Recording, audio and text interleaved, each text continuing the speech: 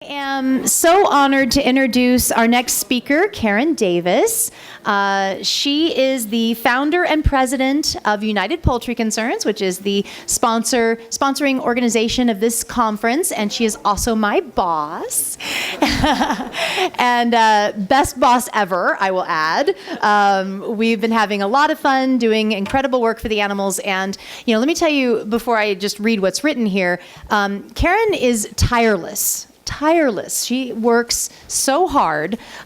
She is always traveling, speaking at conferences, just doing amazing work, incredible writing, and and she'll be working on something all day and then send me an email and say, okay, I'm going out to take care of the chickens. So, this woman is doing incredible work for the animals, for chickens, and for the movement. So Karen is the president and founder of United Poultry Concerns, a nonprofit organization that addresses the treatment of domestic fowl in food production, science, education, entertainment, and human companion situations. She's the author of several books, including Prisoned Chickens, Poisoned Eggs, An Inside Look at the Modern Poultry Industry, and More Than a Meal, The Turkey in History, Myth, and Ritual and Reality. And all these books are available on the UPC table, as well as others. She also wrote a cookbook, Replacing Chicken. And a children's book, that's right, A Home for Henny.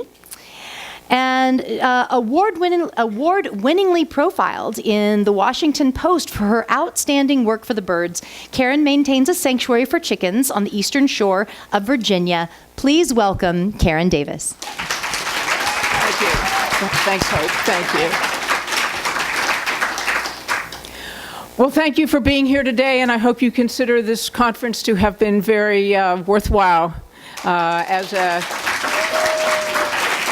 source of information, education, and inspiration that you're going to take away, as well as experience here and then take it out into the world, because that's what matters so much, that we internalize all the important information and ideas and images into ourselves at a conference like this, but then we take it out into the world as activists in our own particular style of activism and help to educate others and inspire and move others as we have been educated, moved, and inspired ourselves.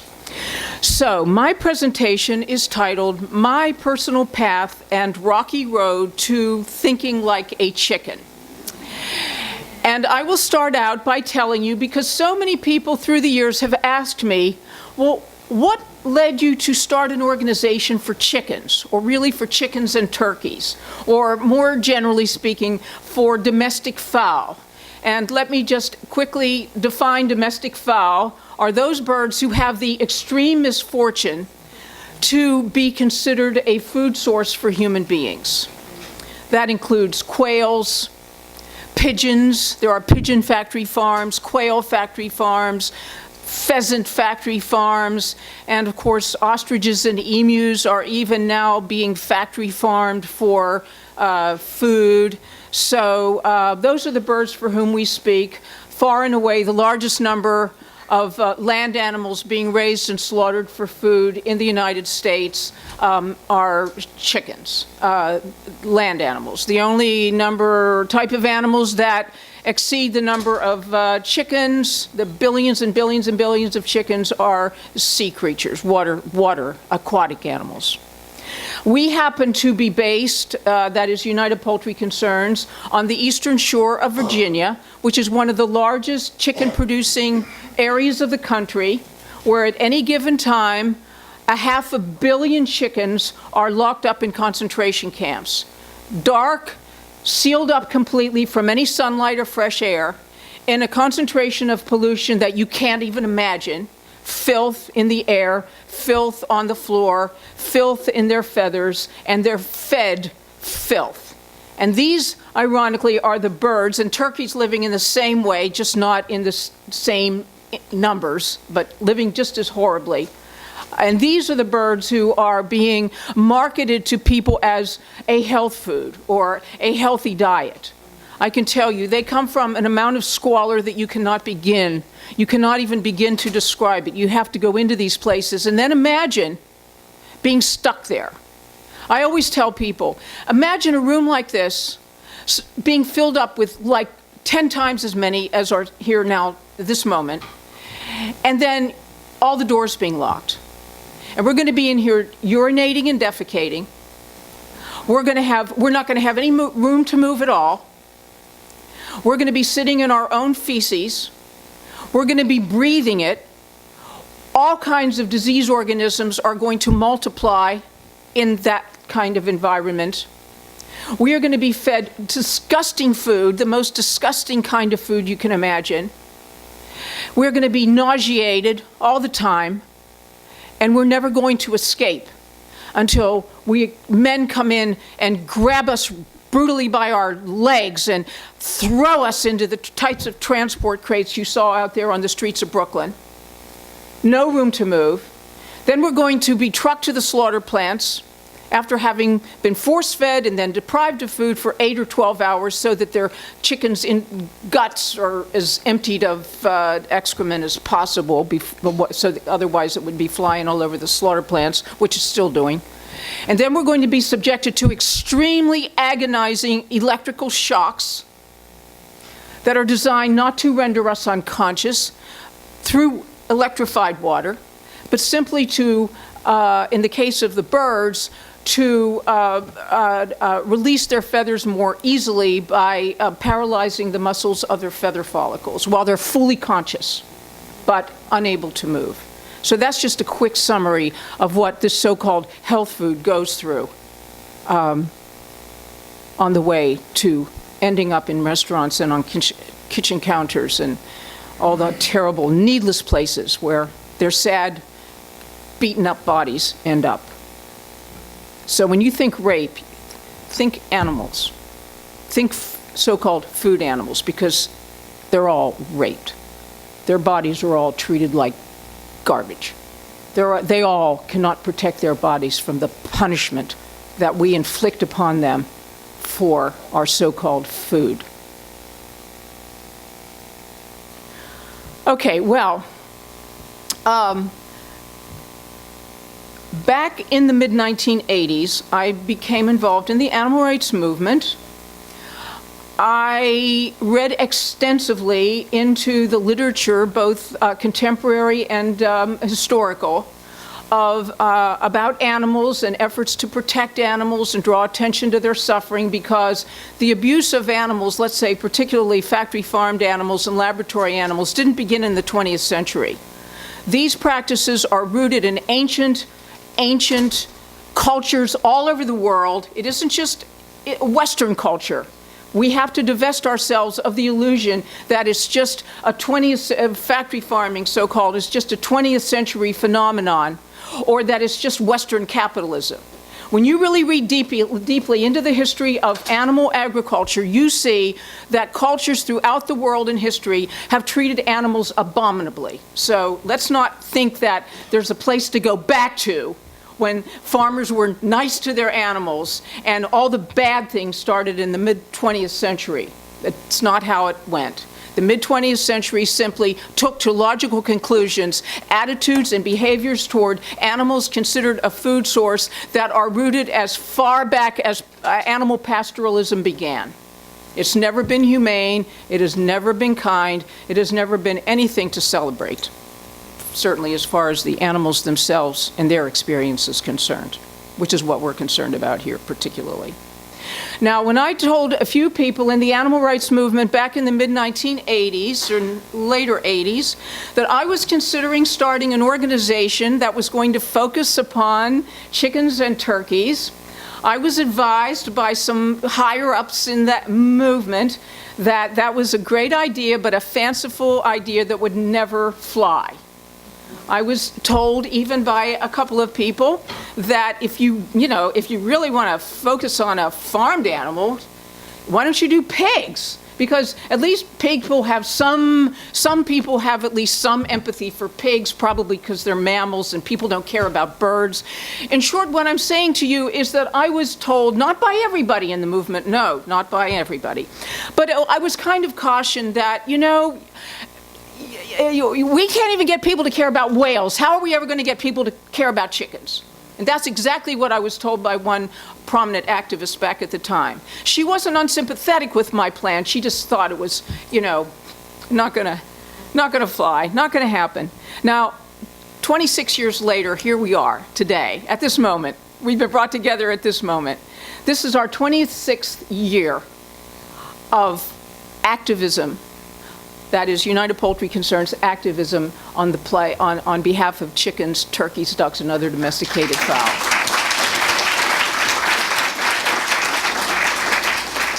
So, as has kind of been a theme of this conference,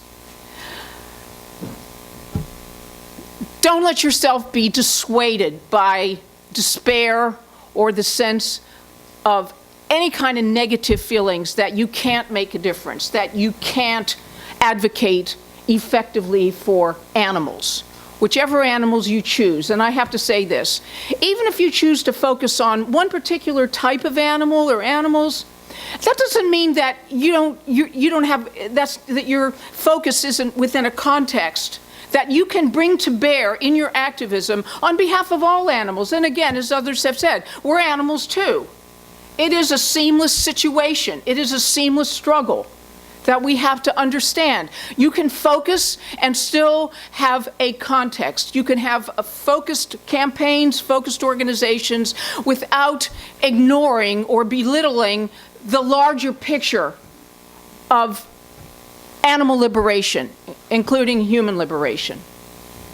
So I persisted in my determination to be an advocate for chickens and turkeys to the extent that I founded United Poultry Concerns in 1990. And I have to tell you, I had all these different names I was going to give the organization. This was a big deal, what are you going to call yourself?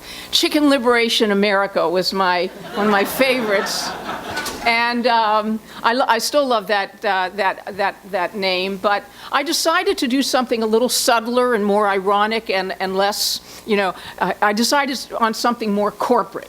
And people have criticized United Poultry Concerns for using the word poultry, and isn't that demeaning to these birds and so forth. Well, I don't have time to pursue all that, but just to say that I decided as soon as the name United Poultry Concerns arose in my head, that was it. I said, that's who we are. We're United Poultry Concerns.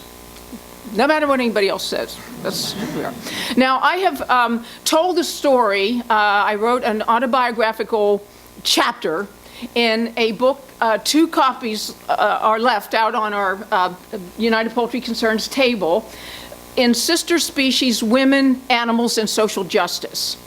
And my chapter, which I strongly recommend, very strongly, as well as the entire book, has a title like From Hunting Grounds to Chicken Rights, My Story in an Eggshell, in which I explain such things. Because again, people, I'm reading Gloria Steinem's autobiography right now, On the Road. And I had no idea about her early life. You see somebody when they come to be who they are, and you think, well, that's who they are. And you're just amazed to learn of, where they came from and what their early life was. And so I'm learning about Gloria Steinem's early life, which I had no idea that, I'm not going to tell you either. Read her book. Or you probably already know more than I knew. But anyway, it's just fascinating. So I came from a background in Altoona, Pennsylvania. Altoona, Pennsylvania is a Republican county. Everybody, not everybody, but everybody, if you know what I'm saying, hunts all the men in Pennsylvania. Pennsylvania is a huge hunting state. Schools were, when I was growing up, and still are closed for the first day of deer hunting season. Pheasant hunting is huge, where the pheasant hunting is rounding up pheasants, raising them in pens, hand feeding them, and then setting them free and blowing them away. And I came from a family and a community where that was eagerly looked forward to and celebrated. So that's the kind of background I came from, as far as animals were concerned. Hunting dogs who were beaten into submission so that they quivered and shook in their doghouse if you even came near them. I saw so much brutality to so-called hunting dogs, you know, beagles. They'd come in young into my father's,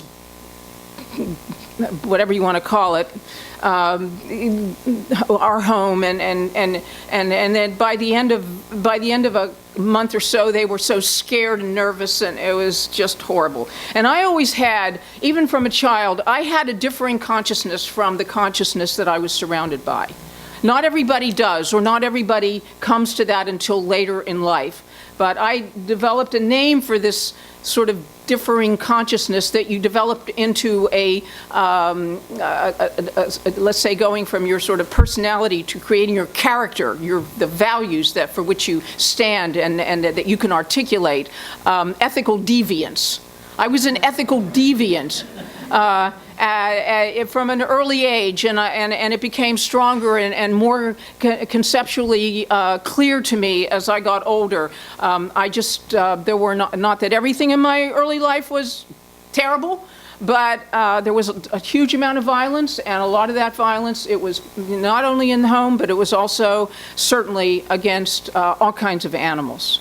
So that's where I came from. So if you come from that kind of background, you can still create another kind of identity and work for yourself. The story of Viva the Chicken Hen is, which I wrote, is out on our table, and I urge you, please, before you leave today, to pick up that story, which is right at the front of our exhibit table. Back in 1985, again, shortly after I got involved in the animal rights movement, which, again, I tell the whole story of this in that sister species chapter that I just mentioned, my then husband, and I moved to a little tiny house that we rented in a part of Montgomery County, Maryland, outside Washington, D.C., that was still zoned agricultural. And it turned out that our landlady had raised chickens, just for like home slaughter. And the year we moved there, suddenly, you know, I was taking a walk in early June, and it was we just were renting this little tiny bungalow, but she had 25 acres that belonged to the whole property. So one day shortly after we moved there, you know, I was walking down this little path, and there was this like shack, and I looked at this shack, and I saw movement in there. And I went around it, I unlatched the shoestring, that dirty old shoestring that held the door latch to the little shack, and I went inside, and there were all these chickens, these large, now that I know, so-called meat type or broiler chickens. And I mean, I was so moved by these chickens.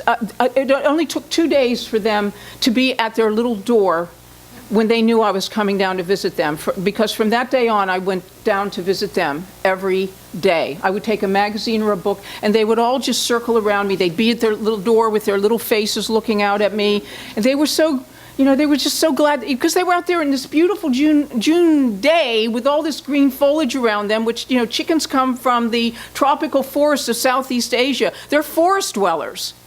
They eat greens. They come from a green, vibrant, colorful world. They have full spectrum color vision. They see infrared light and ultraviolet light. They crow in the dark because it's not dark for them anymore in the morning, because they see infrared light. They're full of sensory awareness and vividness. And so they would hear me coming, and they would see me, and you could tell they were just so grateful that somebody came and sat with them, and they would all gather around me, and I was so moved by them. I mean, I knew chickens were it for me. You know, they were just it for me. And it's been true ever since. Even as a baby, birds I had a special affinity for birds, always. I was born with an affinity for birds, but I just didn't grow up around chickens. But when I met a chicken, that was it. And many people were still trying to get them to understand that chickens are birds. You know, for many people, they don't even make that connection. So again, the story of Viva, the little chicken who started United Poultry Concerns in Darnestown, Maryland.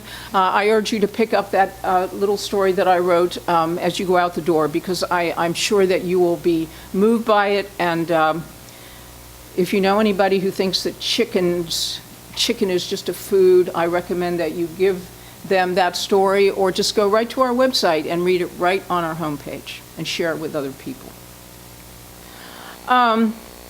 To show how far we come, where we started as an organization and how far we've come, if you've been by our table, you'll see our latest issue of our quarterly magazine, Poultry Press, which is, of course, full color and everything. But this was our first issue. And I featured Henry and Muffy on the front page. And we had a big, at the time I was still teaching at the University of Maryland in the English department, we had a big campaign. I started the Animal Rights Coalition in 1989. And our biggest campaign, you know, does everybody know who Frank Perdue is in here? Yes. Perdue is one of the biggest poultry producers in the world. Perdue started in Salisbury, Maryland, on the eastern shore of Maryland, down where we're located on the eastern shore of Virginia. Perdue was the first chicken company to have a brand name. And when Perdue wanted to identify a particular brand of chicken, i.e. Perdue chicken, as opposed to just chicken as a commodity product, a nameless commodity, he hired Frank Perdue, who's a criminal who was involved with the mafia and had workers killed and everything else, and a real gangster, monster, criminal, Frank Perdue. Now his son is on TV all the time, advertising his products, James Perdue. But anyway, Frank Perdue brought in a Madison Avenue company to come up with a slogan that would identify the brand Perdue products. And when the Madison Avenue people saw the brutality of the Perdue business toward both the workers and the chickens, they came up with a slogan: "It takes a tough man to make a tender chicken." That was the first slogan for a chicken company. And now, of course, Perdue is all over the world, like Tyson of Arkansas, Springdale, Arkansas, and so forth.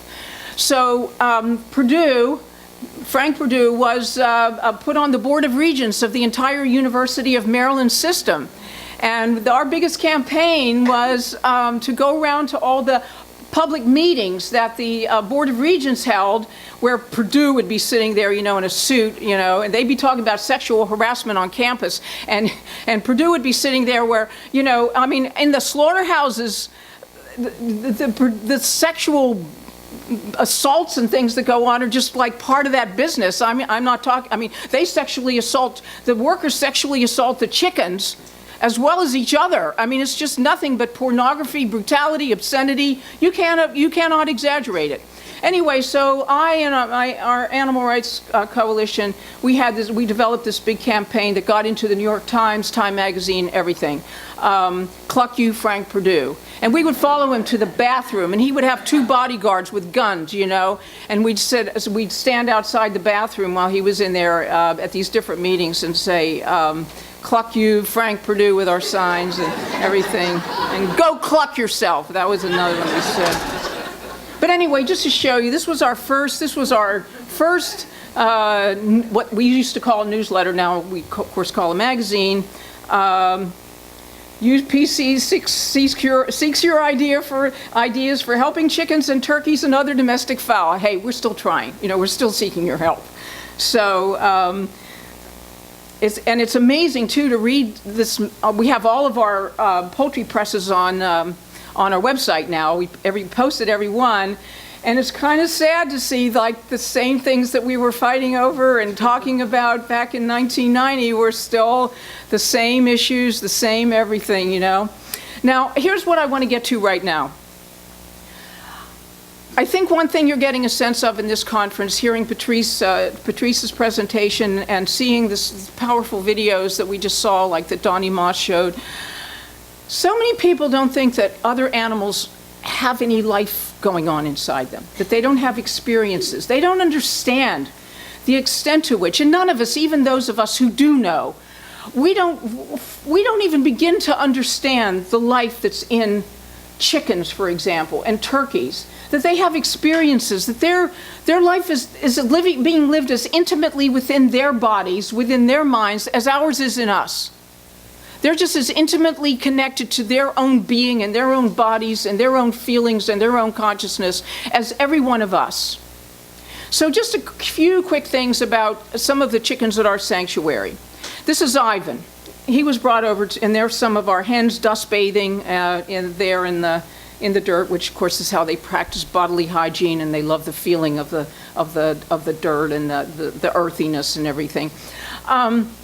But when Ivan first came to our sanctuary, he was a young rooster, and he's still young, and he's still with us. This was like taken 2 years ago.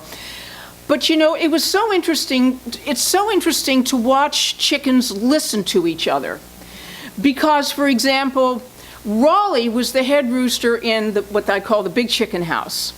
And then there was Benjamin, and he was sort of subordinate. But don't get into your minds the idea that there's this rigid pecking order. That does not really describe the polyphonic, fluid relationship among chickens. Yes, they have their more, higher placed or more dominant or whatever, but it's not this rigid type of hierarchical relationship that seems to be expressed by a term called like the pecking order. So what I would love to watch would be Ivan, who's the newcomer, who's the younger one, not going in to the house until he hears Raleigh jump up on his perch for the night. So like there's this whole listening thing that's going on, so that Ivan is paying attention to what's happening there, because sometimes Raleigh would jump down after he'd been settled because he was like trying to keep Ivan out, because they have all these social dynamics. And Ivan is very carefully paying attention to when finally Raleigh will go up on his perch for the last time and not come down again. Then he knows to go in and make his way into the house. And so, see, chickens are very, very, very conscious of one another socially. They are listening, they're watching, they are picking up on all kinds of vibrations. And I am always aware of the fact that so much is going on amongst themselves that I don't apprehend myself. But I'm aware of that fact, that they're just so full of things that are genetically embedded in them that connect them to one another and to all of the environments in which they find themselves, both initially in the forests and all the strange places, terrible places mostly terrible places they've ended up as a result of their unfortunate encounter with human beings. Most recently, you see this two different chickens about the same age here. Felix, as I explained, we're located in one of the largest chicken producing areas of the country, and these broiler chickens, these chickens who have been bred to be like many, many times the size of a normal chicken. See, like he's about 6 weeks of age, see, but he's already, all of his sexually mature characteristics have already been artificially come into play, even though he's just a baby. He's just a chick. And then this little hen, Gabby, she's there, as I say, about the same age, but she's more like the size of and weight of a normal chicken.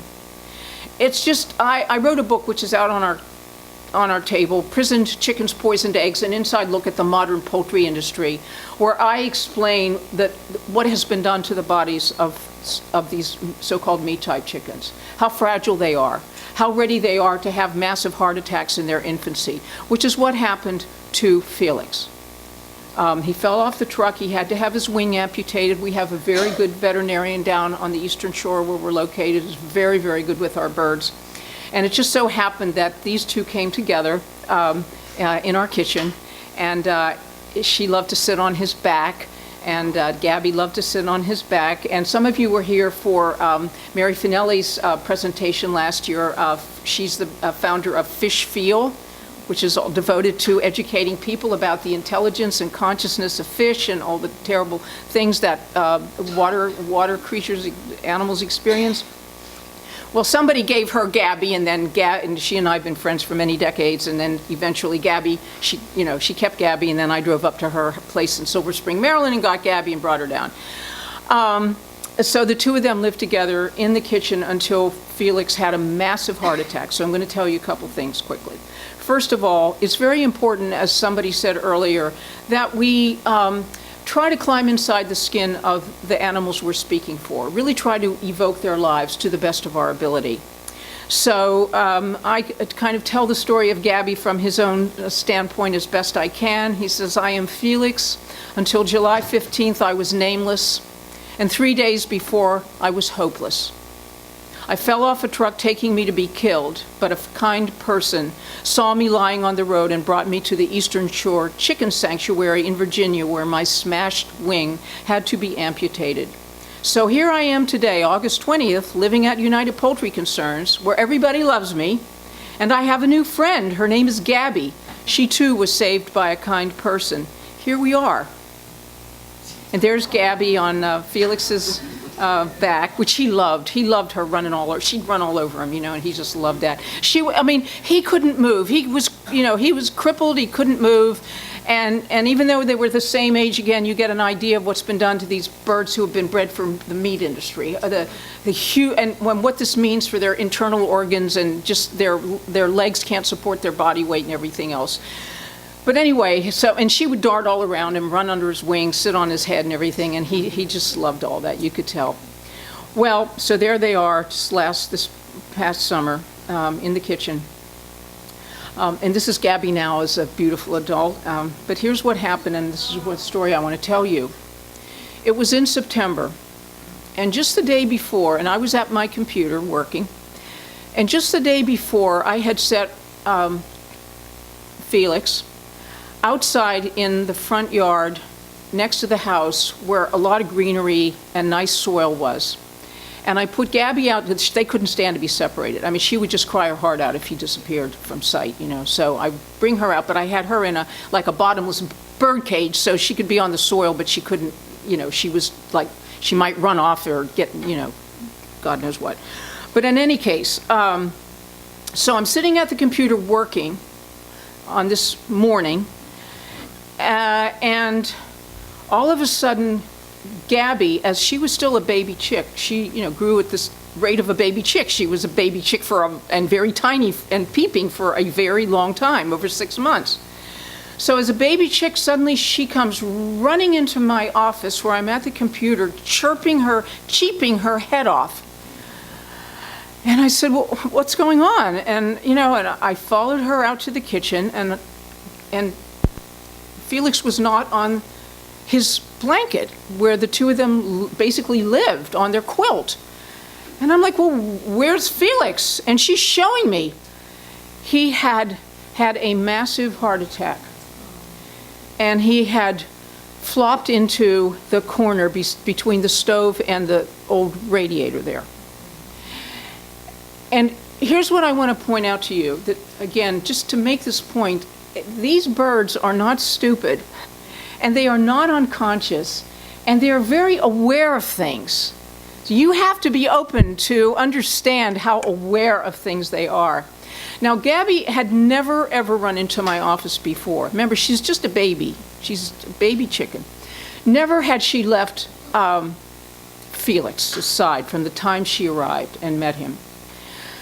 But when this thing happened to him, when he was having his heart attack, she knew exactly where to find me. And she knew that something very bad had happened, and she came to tell me and get me to help. See, she came to peeping in such distress.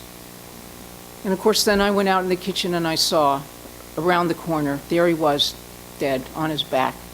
She had watched him have a heart attack, and she came to show it, to tell me, to bring me, to help, to see. So she knew where I was located. She didn't have to, don't know where I am, she knew exactly where I was. So, just keep keep these messages in mind when you talk to people who think, oh, they're just chickens, or, they're just cows, or they're just this, there's this somebody is just this or just that. So what?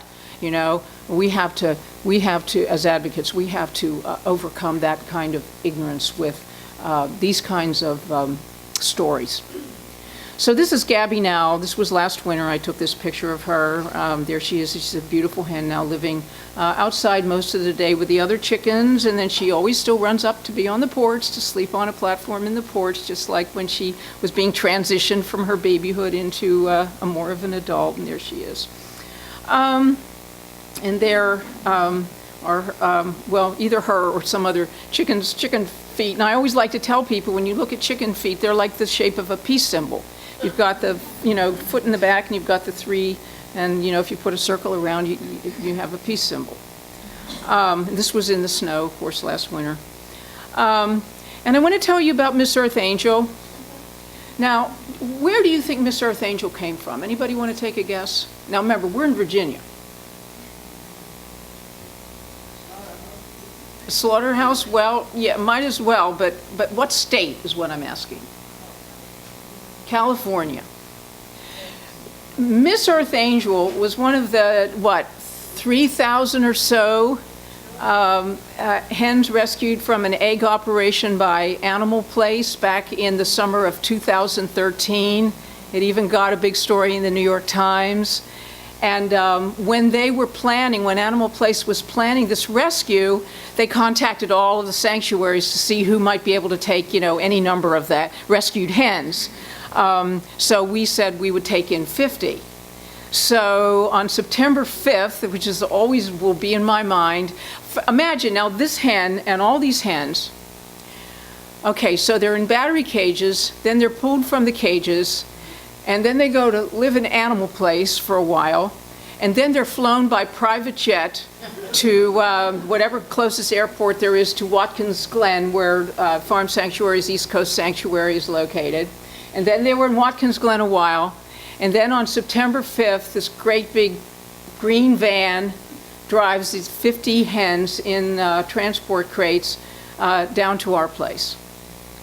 And there they were. So 50 hens. Now Miss Earth Angel, she is the most resilient hen. I took this picture back at Christmas, just after, in December. And this is a wonderful book, by the way, beautiful Yetta by the PBS or NPR, Daniel Pinker, as I believe. I'm sorry if I have his name wrong. But I strongly recommend the book. It's just a beautiful book. But here's the thing. Because hens who have been bred for heavy egg production have all kinds of just horrific reproductive problems. Their reproductive systems are so wrecked by being bred to, see, in nature, a chicken hen lays what they call two clutches, each of about a dozen eggs at late, in the spring and early summer, just, to create the new generation of chickens. So you take a bird who evolved in nature to lay about a total of 25 eggs a year, who has been inbred and crossbred and overbred and every kind of horrible thing done to them. Plus, they're kept in situations in confinement facilities where they keep the lights on 17 hours a day to represent the longest days of summer, because it's the length of daylight, not warmth or anything like that. It's the lengthening of the days that triggers the reproductive hormones and things that leads to an increase in egg production. So what farmers have been doing forever, when they started locking up hens, this isn't just new, this has been going on for a long, long time. Farmers learned that they could mimic the very longest days of summer, which come, I think, in late July, forcing the hens, punishing their bodies because of this endless artificial light that they're exposed to keep churning out eggs. That plus all the breeding and inbreeding and crossbreeding to force them to lay anywhere per hen 250 to 300 eggs a year.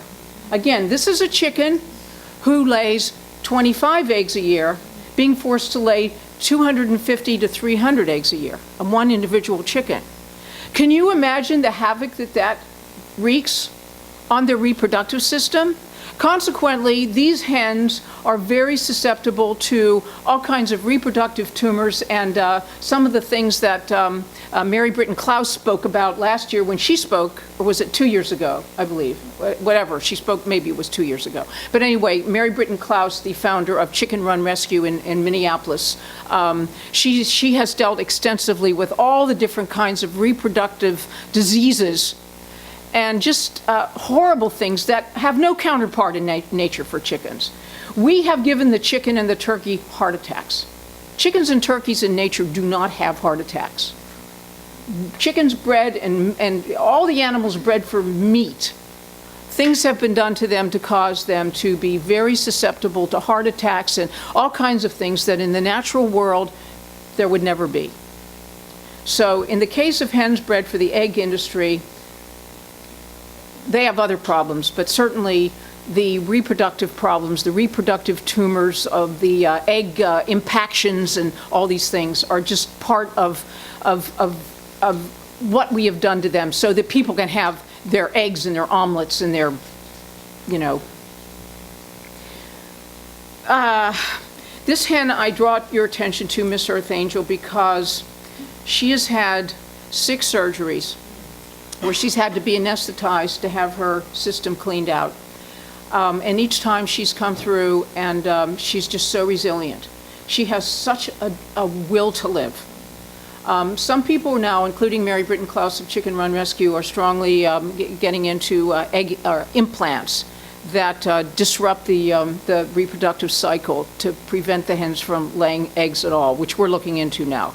One thing we're doing is we've learned that, you know, get rid of that high protein, those high protein layer diets, and just more or less focus on corn and wheat scratches that will not totally stop the hens from laying all the extra eggs, but will diminish the number of eggs that they're laying. So that helps to some extent. But this hen, I mean, here she is. She's had several surgeries, and yet she's just got such a desire to live, a will to live, and it's just so moving to see these chickens and to be around them and to see how alert and attentive and how just and cheerful they are. I always tell people, if there's one characteristic of chickens that I would say defines them above everything else in my experience with them, it's cheerfulness. Chickens are such cheerful birds. They're very vocal. That you hear them out there. When I'm in my office, you know, working at the computer, always for United Poultry Concerns, it's just, you know, I hear them out there. They're talking to each other. They're, you know, they have their little dramas out in the yard. And anytime I walk out the back steps, oh, do they come running? They come running up. And it isn't just for food. They just like you, you know. If they know they're happy and secure and you like their company, they pick up on that. Because as I say, chickens are very social birds, not just with their own species, but chickens can bond with all kinds of species, including human beings. And they're just very aware. They're very conscious. And they're always paying attention. So, again, it's just so important for people to realize that they're not just chickens, that they're very, very intelligent, very emotional birds. Roosters are just so, they're just so alive, and so are the hens. So this is my final slide here. Chickens love greens. Many people, even, you know, here we are on the eastern shore of Virginia. We're in a place where chicken trucks, this is the broiler chicken industry, the meat industry there, where the chicken trucks are going up and down the roads all day long into the slaughterhouses. And people will see me in Food Lion or, you know, somewhere buying a box of greens for the chickens, and they'll say, oh, first of all, they don't know they're for the chickens. They'll say, boy, you eat a lot of lettuce. And I'll say, well, actually, it's for our chickens. Oh, you raise chickens? No, I don't raise them. We rescue them and we give them a home. Oh, well, what do you do with them? I mean, what do they do? You know, and then they'll say, are you saying they eat lettuce? They like lettuce? And I mean, again, people don't even know. They don't even know who they are. I've had Purdue workers finally, I go to the feed store or something, and eventually, a Purdue worker will say to me, well, like, what do chickens do? I mean, they're raising chickens for for Purdue or Tyson or one of the, industrial chicken companies. They don't even know anything about their lives, or what are they, or who are they? And sometimes they will say to me, well, what do they do? I mean, what is a chicken? I don't even know. I have 5 houses, each with 30,000 baby chickens in there, but I don't know anything about them, really. So it's pathetic. But just to tell people that chickens love to eat greens. They love grass. They like lettuce. They like to pull on green things. They like to scratch in the ground. They like to make dust bowls, and they sunbathe like crazy. I remember I was one of some Farm Sanctuary's first volunteers back in the mid-1980s, and that was one of my big introductions to chickens too back then. And then later on, I visited a few times and would be like a tour guide, to people once I understood chickens and what they were doing.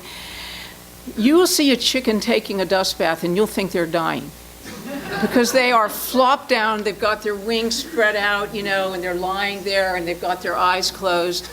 And, naturally people, and I myself at the beginning was like, is that chicken sick? Are they dying? What's wrong? No, they're taking a sun bath. Chickens are avid sunbathers.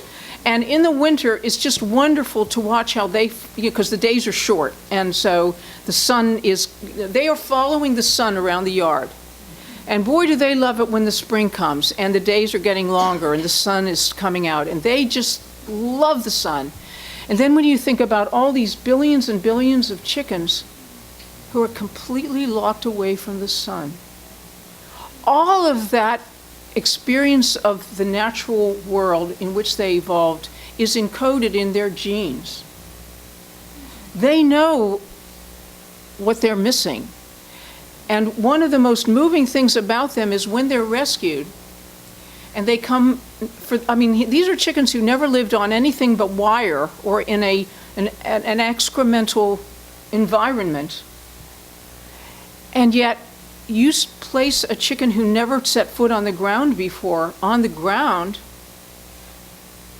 and she's like her or his, their first instinct is to take a dust bath, to start making those gestures with their claws and their beaks of getting into the earth. They want to clean themselves. Remember that all these animals, whether they're in a so-called huge factory farm or whether in just these factory farms that are called humane farms, they're all factory farms, both in the mentality of the people who own them and the kinds of squalor and misery they live in. All animals want to be clean.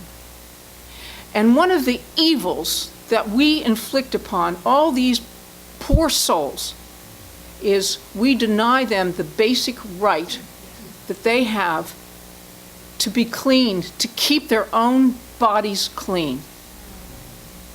When we think about that, when we think about how we disrupt their family life, all we do is tear them apart and put them in filth. And what for? For what?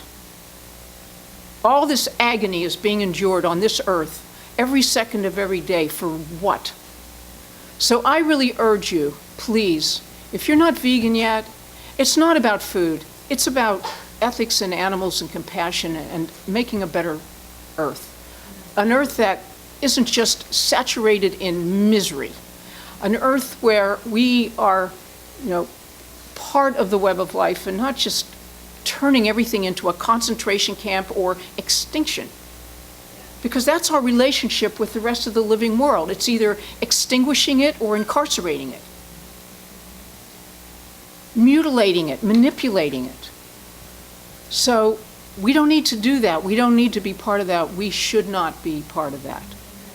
So let's remember, when we talk about go vegan, I like the term vegan because I think we do need to popularize it, and it certainly has become popularized because I live in a place where I'm seeing lots of vegan foods now, even though I'm down on the eastern shore of Virginia, which is rural and owned by the chicken industry. I can go into our local food market chain, Food Lion, which is just our supermarket down there. There's all kinds of vegan foods down there, all kinds. Vegan meats, vegan pizzas, vegan cheese, vegan ice cream, vegan milks of all kinds, soy milk, coconut milk, almond milk. Us animal people and vegetarians, vegans have made this happen. You know? I mean, we have made this happen. I can still remember about 15 or 20 years ago being at a National Animal Rights Conference and people sort of bringing up this idea. Wouldn't it be great if you could walk into a food store and you could find foods labeled vegan? And it was like, could that ever happen? You know? But it didn't just happen. We made it happen. We made it happen by our persistence, by our relentless demand that vegan foods be made available and be identified as such so that, you know, people know they can get a vegan food and this is truly vegan. But again, I want to emphasize, I like to say animal-free foods. I like to bring the animals into people's consciousness. I urge people to go animal-free where food is concerned. Eat animal-free food. It also suggests liberation, animal liberation, you know, including ourselves. So we can use a variety of terms. We don't just have to use one term. You know, plant-based foods, vegan foods, animal-free foods. We want to have a vocabulary that's flexible and that's compelling and that moves people and that, you know, articulates what we're trying to get across to people because it matters so much. We don't always want to just say, well, you know, just take a little step or just take, you know, just take a baby step. Why not say take a giant step? If you tell people to just take a little step, they'll just take a little step. So many people are looking to do something big, and they see these sad, horrible situations being shown in these undercover videos and so on. And see, we let people down when we tell them, you don't have to do very much. When our message is completely out of sync with what we have just shown. When we tell people that after seeing all this agony and misery, all this needless agony and misery and suffering and sadness of animals and the kind of brutality that necessarily overtakes human beings who are in this relationship with these animals, when they are overwhelmed and saddened and grieved when they see this, and then we tell them, when they say, what can I do? And we say, well, you don't need to do very much. You know, just try to do a little, you know. That lets them down as well as animals down. And again, if you tell people to only do a little, many people only do a little. It's been a problem in our movement. Again, we're not talking about screaming at people and yelling at people and blaming people. But we have to remember that people want to do something important. They want to do something big. They want to do something they feel they can do now. So not everybody who we say, do it now, don't wait, do it now, will do it right now. But you see, that message is out there now. And many people will. Simply because we said, don't wait, do it now, you know? Don't wait to be vegan, start today. There's nothing holding you back, you know? And that empowers people. So we want to have a positive message. We want to encourage people to do something big and important. It matters. It matters so much. So, again, thank you very much. Thank you.